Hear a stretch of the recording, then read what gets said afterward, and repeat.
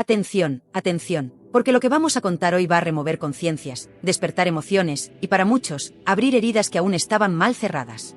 Hoy España, y gran parte del mundo hispano, amanece de luto, sí, pero también con una sombra de indignación y de injusticia sentimental sobrevolando cada línea de esta historia. El Premio Nobel de Literatura, Mario Vargas Llosa, ha fallecido. Pero su muerte no ha sido simplemente un adiós literario. Su muerte ha sido un portazo emocional con destinataria clara, Isabel Preisler. Y lo vamos a contar como se merece. Porque detrás del comunicado oficial, de las fotos elegantes y de las condolencias frías, se esconde una realidad devastadora. Una verdad que nadie quiere decir en voz alta, pero que aquí, como siempre, vamos a contar con todas las letras. El escritor ha fallecido rodeado de su familia, pero sin una sola mención, ni gesto, ni rastro de Isabel Preisler. Y eso, amigos, no es casualidad. Eso es un mensaje. Un mensaje alto, claro y doloroso. Porque cuando uno se va de este mundo, elige con quien quiere estar. Y ella no estaba. Pero empecemos por el principio, porque lo que se ha vivido las últimas horas en Lima no ha sido una despedida cualquiera. Ha sido el cierre de una historia épica, salpicada de gloria literaria, escándalos sentimentales y una reconquista emocional que deja en evidencia más de una portada de Lola. Mario Vargas Llosa murió en la más absoluta intimidad, tal como él quiso, acompañado por sus hijos, por su exmujer Patricia Llosa, y por los pocos que realmente estuvieron cuando ya no había focos ni alfombras rojas. ¿Y dónde estaba Isabel Preisler? ¿Qué pasó con esa historia de amor de revista, de cenas de gala, de exclusivas millonarias? ¿Dónde estaba esa reina de corazones que durante 8 años monopolizó la vida y la imagen de uno de los escritores más importantes del siglo? Pues vetada, borrada, esfumada del círculo íntimo que rodeó al Nobel en sus últimas semanas. Porque sí, esto no lo está diciendo ningún portavoz oficial, pero las imágenes, las decisiones y el tono del comunicado familiar lo dejan todo clarísimo. Isabel no pinta nada aquí. Y eso duele. Porque aunque muchos lo esperaban, pocos imaginaban que sería tan rotundo, tan evidente, tan demoledor. El comunicado que han firmado sus 3 hijos, Álvaro, Gonzalo y Morgana, ha sido un auténtico mazazo emocional para quienes aún pensaban que Isabel tenía un hueco en la despedida de Vargas Llosa. Nada más lejos. Los hijos han agradecido la vida del padre, su legado, su literatura, y han dejado claro que todo ha sido tal como él lo quiso, sin espectáculo, sin prensa, sin farándula y sin Isabel Preisler. Y esto, queridas amigas y amigos, no se puede pasar por alto. Porque hablamos de una mujer que fue su pareja durante casi una década. Que posó a su lado en cada evento, que presumió de amor, que le acompañó a la Academia Francesa, y que se embolsó cientos de miles de euros a base de exclusivas sentimentales. ¿Y ahora qué? Ahora silencio.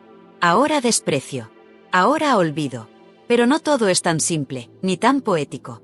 Porque lo que se ha vivido los últimos meses, y especialmente los últimos días, tiene mucho más fondo del que algunos están dispuestos a admitir. Hay una carta, sí, una carta de Patricia Llosa a Isabel Preisler, donde le advierte, él siempre vuelve al seno familiar.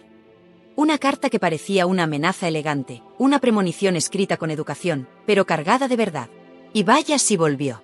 Volvió a su casa, volvió con sus hijos, y volvió a los brazos de la mujer con la que compartió más de 50 años de vida real, no de foto.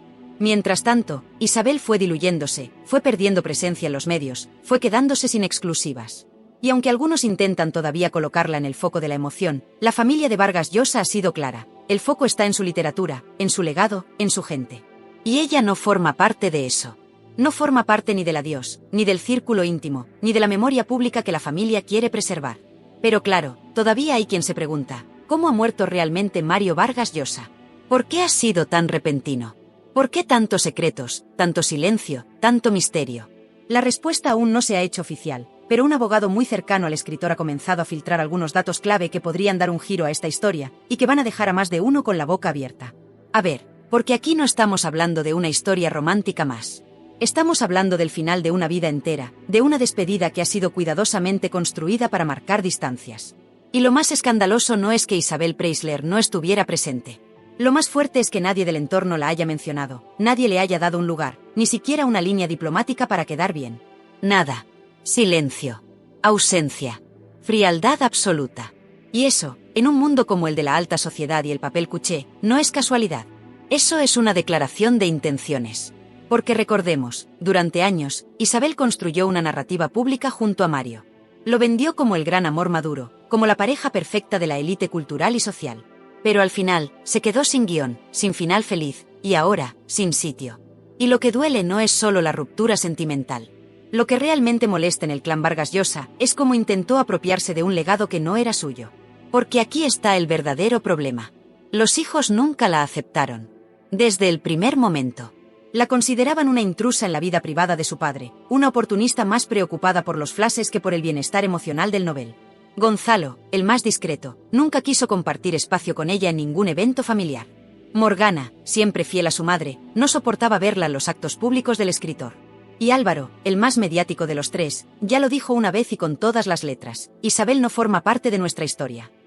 Así de claro, así de rotundo, así de frío. Y claro, cuando llega el momento final, cuando hay que elegir con quién compartir las últimas horas, las lágrimas, los silencios y los recuerdos, Isabel no estaba. Y no porque no pudiera. No estaba porque no debía. Porque no la querían allí. Y eso, en un adiós como este, lo dice todo. Pero espera, porque si pensabas que esto era ya suficientemente fuerte, hay más. Mucho más. Porque en los últimos meses, lo que se ha vivido en la casa de Mario Vargas Llosa ha sido una reconstrucción familiar en toda regla. Una especie de reconciliación silenciosa, íntima, poderosa. Y en el centro de esa reconciliación, Patricia Llosa, su mujer de toda la vida, su compañera, la madre de sus hijos, y sí, el verdadero amor de su vida. ¿Quién estaba con él en los días finales? Ella. ¿Quién le cuidó durante su convalecencia por el COVID? Ella. ¿Quién le acompañó en su último viaje a la Academia Francesa? Ella. ¿Quién estuvo a su lado en ese último paseo con su nieto Leandro? Ella.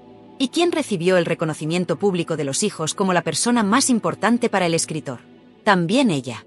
Y esto no es una casualidad. Esto es una decisión. Una vuelta al origen. Un ajuste de cuentas emocional. Una manera de cerrar el círculo.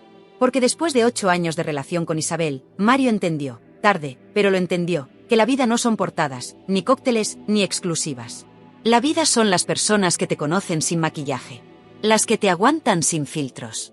Las que no necesitan vender tu imagen para sentirse importantes. Y ojo, que Patricia Llosa lo advirtió. En esa famosa carta que envió a Isabel cuando su marido se fue con ella, lo dijo con toda la educación del mundo, pero con una claridad demoledora: ten cuidado. Mario siempre vuelve. Porque su sitio está aquí. Y así fue. La vida, amigos, da muchas vueltas. Y si alguien pensaba que Mario iba a terminar sus días en la casa de Puerta de Hierro, rodeado de porcelanas y silencio forzado, se equivocaba. Terminó en Lima, en su hogar, con sus hijos y su mujer. La causa de la muerte. Pero eso, como siempre, vamos a contarlo en el momento justo. Porque todavía hay más. Mucho más. Y aquí es donde empieza a aparecer la palabra que más incomoda en esta historia: ocultación. Porque sí, el círculo más íntimo de Mario Vargas Llosa llevaba tiempo protegiéndole del ruido, del escándalo, del desgaste, pero también, y esto es lo que pone los pelos de punta, de la verdad pública. Porque no fue un deterioro repentino. No fue un bajón de un día para otro. Fue un desgaste lento, progresivo, silenciado. Y la pregunta es, ¿por qué se nos ocultó? ¿Por qué se vendía una imagen de fortaleza mientras por dentro el novel se apagaba poco a poco? La respuesta, aunque duela, tiene nombre y apellidos: la herencia mediática de Isabel Preisler. Porque cuando llevas años siendo portada con un premio Nobel a tu lado, cuando has vivido del glamour de una pareja literaria de cuento, no puedes permitirte que la decadencia manche tu álbum de recuerdos, ¿verdad? Y eso fue lo que pasó. Mientras Mario enfermaba, Isabel se alejaba. Y ojo, que esto no lo dice este canal, lo dice gente de dentro. ¿Sabes cuándo fue el primer gran ingreso preocupante? Durante el COVID, en plena pandemia. ¿Sabes quién no se acercó al hospital, ni llamó, ni estuvo pendiente según fuentes cercanas? Isabel Preisler. Y eso, para los hijos, fue imperdonable. Fue el punto de inflexión. La gota que colmó el vaso. Porque entendieron que ahí no había amor. Había escaparate. Y que cuando el escaparate dejó de brillar, la reina del corazón se quitó los tacones y desapareció. Pero volvamos a Mario. Porque mientras Isabel callaba, Patricia Llosa actuaba. Volvió a cuidar de él.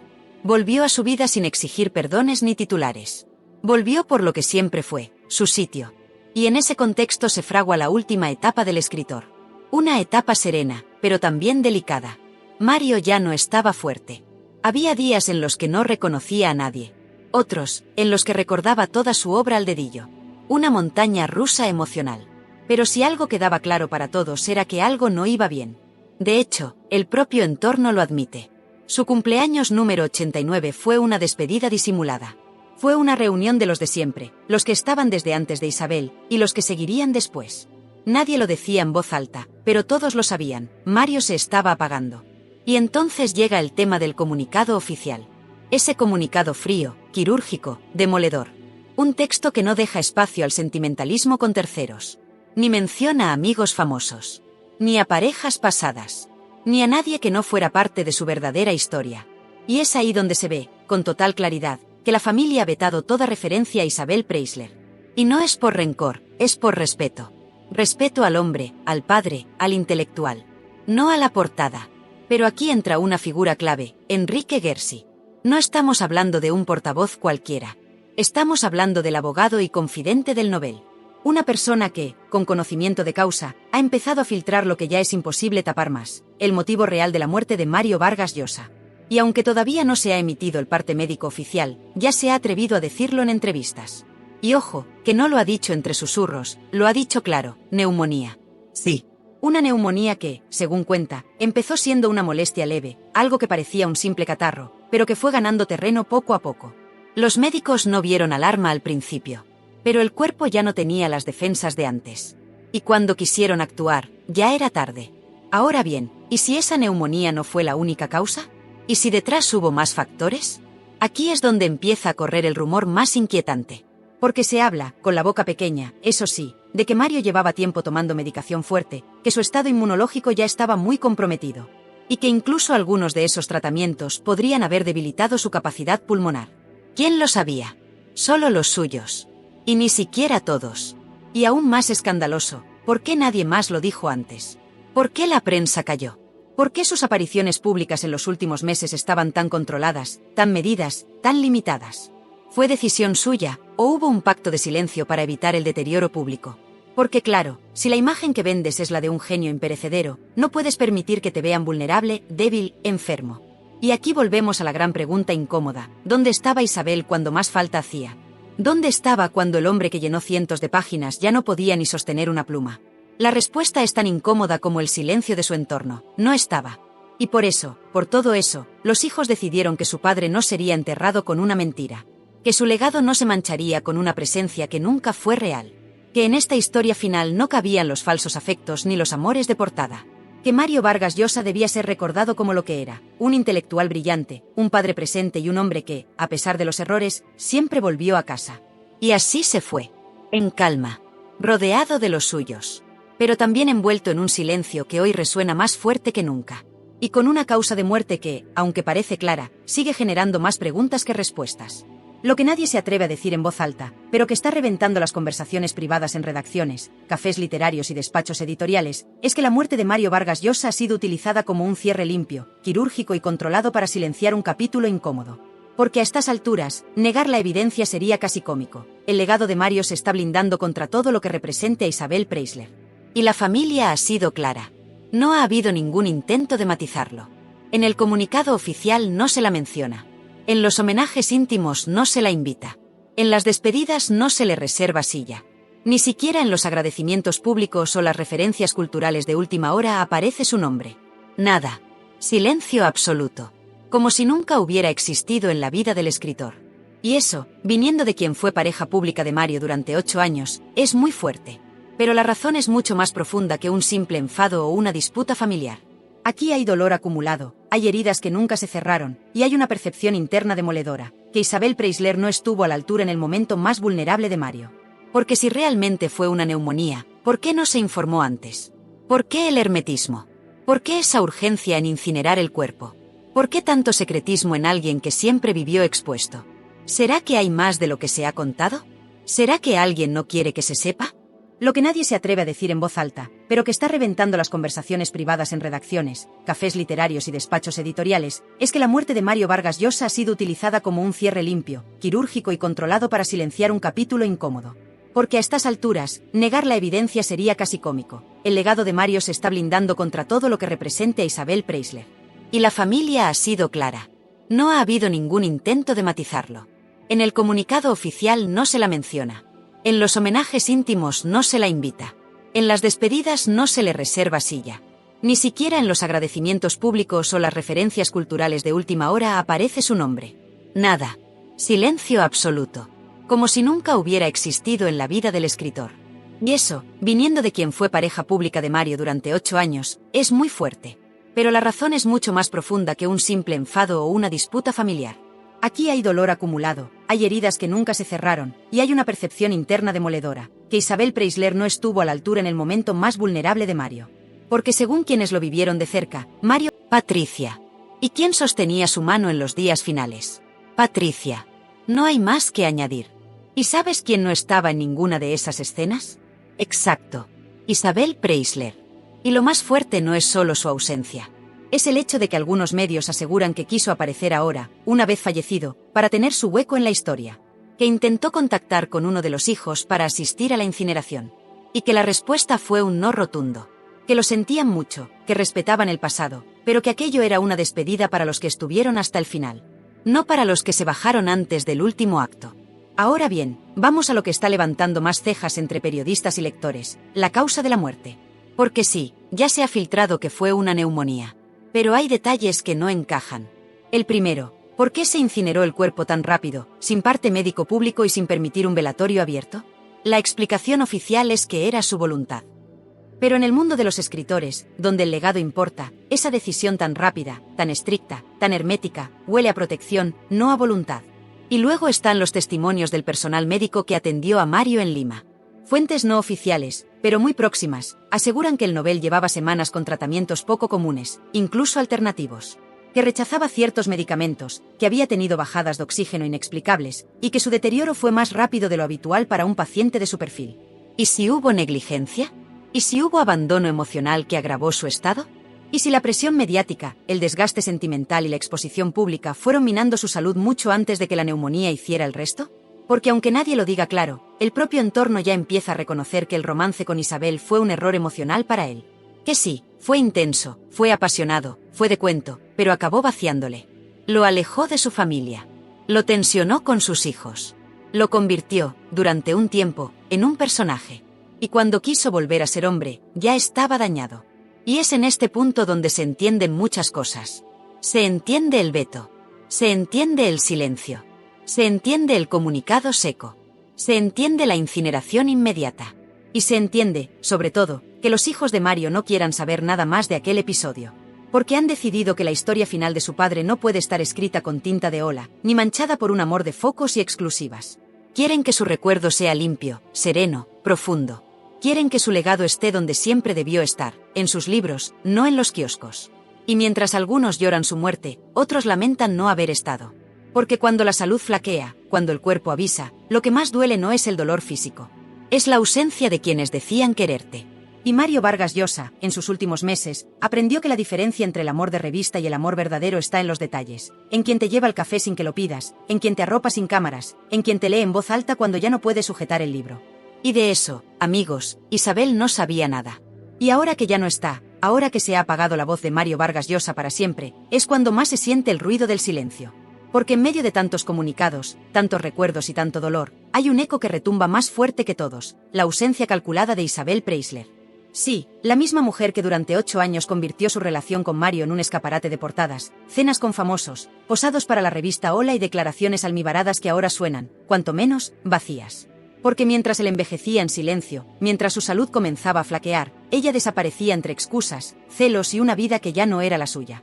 Y lo que más duele, y lo que más está comentando el entorno del escritor, aunque nadie se atreva a decirlo en voz alta en televisión, es que Mario murió con la sensación de no haber sido suficiente. No como escritor, no como referente, sino como hombre. Como pareja. Como compañero de vida. Porque el golpe de la ruptura no fue una simple anécdota del corazón. No. Fue un derrumbe emocional que lo dejó descolocado, expuesto, triste. Quien lo conocía bien lo notó. El Mario bromista, el Mario brillante, el Mario rebelde que debatía hasta el amanecer, se había ido apagando poco a poco. Y lo más devastador fue ver que su entorno más íntimo también sufría ese hundimiento con él. Morgana, Gonzalo, Álvaro, todos lo vieron. Todos lo sintieron. Porque no es fácil ver a tu padre, a tu referente, convertido en una sombra de sí mismo por culpa de una relación que, por mucho que lo disimularan, siempre fue desequilibrada. Porque ¿quién lo duda ya a estas alturas? Mario adoraba a Isabel. Pero Isabel adoraba lo que Mario representaba. No a él, sino al título. Al Nobel. Al reconocimiento. Al glamour que le daba tener a un escritor universal como pareja. Y cuando ese escritor dejó de ser el centro del foco mediático, cuando empezaron los achaques, las visitas al médico, los días grises, Isabel se alejó. Con frialdad. Con distancia. Como quien cierra un capítulo de revista. Como quien arranca una página que ya no le interesa. Eso sí, ahora, desde hace horas, intentan vendernos otra historia. Que Isabel está en shock. Que ha pedido discreción. Que prefiere vivir el duelo en privado. Y una parte de la audiencia puede incluso creérselo. Pero los que conocen el recorrido, los que han seguido esta historia desde el principio, saben que lo que está haciendo Isabel ahora no es duelo. Es control de daños. Y cuidado, porque los hijos de Mario lo tienen clarísimo. La orden fue tajante: Isabel no está invitada. Ni a la incineración. Ni al homenaje. Ni al recuerdo. Porque ella no formó parte del final, y quien no está en el final, no puede vestirse de luto para la foto. Esto no es un guión de telenovela. Es la vida real. Y en la vida real, los errores se pagan. Y las ausencias también. Isabel cometió el error de creerse protagonista en una historia que ya no era la suya. Y ahora, cuando quiere volver a entrar en escena, se ha encontrado con un portazo que retumba en todos los medios. Pero vamos a ser claros, este guión también es una denuncia. Porque mientras hablamos de Mario, del Nobel, de la ruptura y del silencio de Isabel, España entera sigue siendo ese país donde se aplaude más el escándalo que el talento. Donde se protege a la reina de corazones mientras se olvida al escritor que puso a nuestro idioma en lo más alto. Y eso dice mucho de nosotros. Y dice mucho también de la sociedad del espectáculo en la que vivimos. Una sociedad donde la muerte de un genio sirve para desempolvar exclusivas rancias, y no para honrar su obra. Pero por suerte, la familia Vargas Llosa ha dicho basta. Ha tomado el control de la narrativa. Ha decidido que la despedida será como él quería, íntima, serena, sin circo. Sin famosos de cartón. Sin lágrimas de cocodrilo. Sin portadas fabricadas con selfies de cementerio. Y esa decisión, en un mundo donde lo fácil era rendirse al show, es un acto de valentía. Porque aquí lo importante no es Isabel. Lo importante no son los titulares. Lo importante no son las peleas de despachos ni las cartas filtradas. Lo importante es que ha muerto uno de los últimos gigantes de la literatura en español. Un hombre que escribió como nadie sobre el poder, el deseo, la corrupción y la libertad. Y ha muerto como él quiso, con los suyos, sin escándalos, sin luces, sin focos. ¿Y sabes qué es lo más impactante? Que incluso en la muerte, Mario Vargas Llosa nos ha dejado una lección, que la dignidad vale más que la fama, que el amor verdadero no hace ruido, que las familias rotas pueden recomponerse, y que la vida, al final, siempre pone a cada uno en su sitio. Porque ahora, con la distancia que da la despedida, todos lo vemos claro. Mario no necesitaba a Isabel. Isabel lo necesitaba a él. Y cuando él se fue, el castillo de cristal se rompió.